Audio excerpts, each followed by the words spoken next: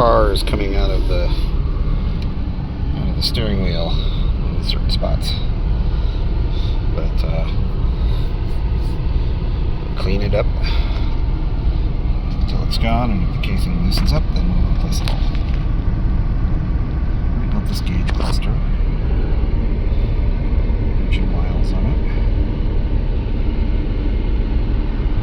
Added this, so I already had holes in this back panel here. I could have filled them, but I decided I wanted to put one of these guys in here just to grab someone's phone.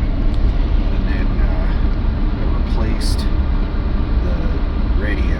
I still have the stock radio, and I can't get it working, but I replaced it with just a generic radio that happened to have a backup camera feature. So if I put it in reverse, I can connect it to my backup camera back there, which is super useful. So, but it's basically just a regular old Kenwood JVC whatever radio. It's got technology at the time, Bluetooth, and this lovely USB thing. So, but then I added a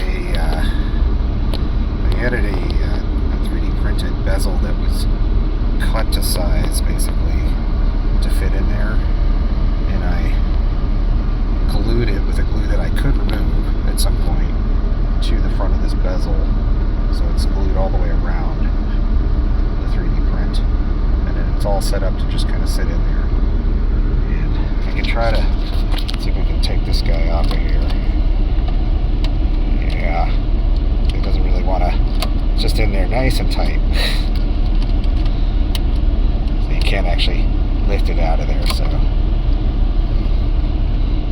I guess power reset of the deck if I need to.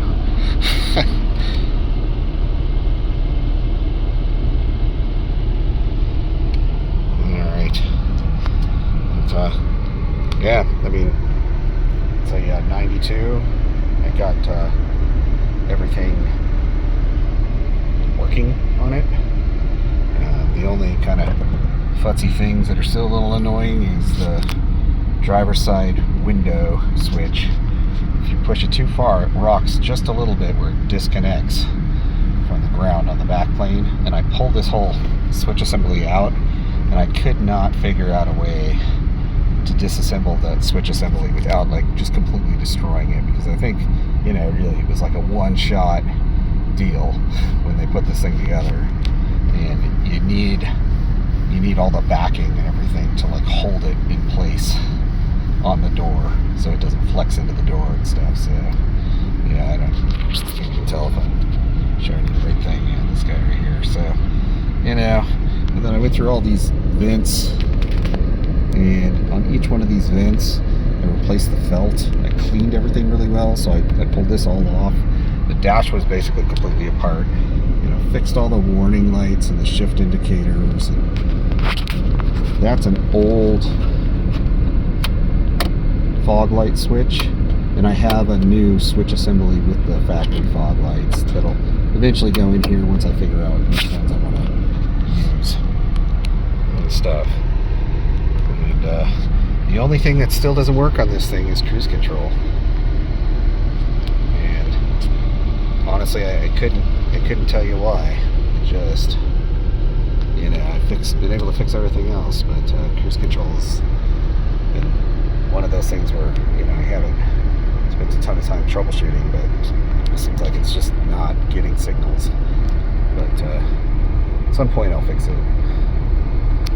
I do have the original lighters somewhere, but I like this plug here better.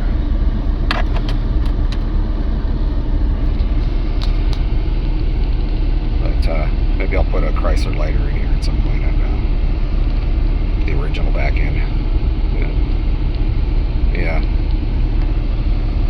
But yeah, it's been a fun project. It's been a good car. It's been in my family for many, many years.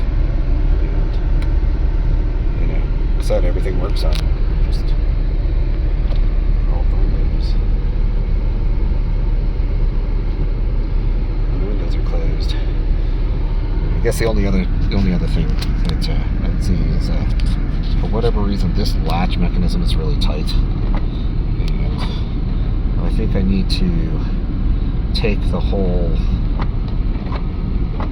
unlock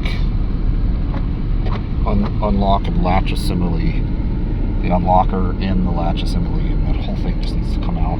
I need to totally rebuild the unlocker solenoid. But I just don't want to take the door apart. You know, it does get there, so if you see, okay, come on, you got it, there you go. But that's not ideal. Like they should be functioning.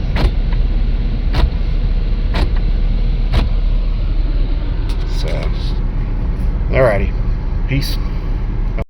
Look, yeah, so it's been idling this whole time with the air conditioner on bi-level cold high and stuff, and it's just sitting there. So I'm not gonna like it when I turn it off, but hey, you know, more cooling required, I guess.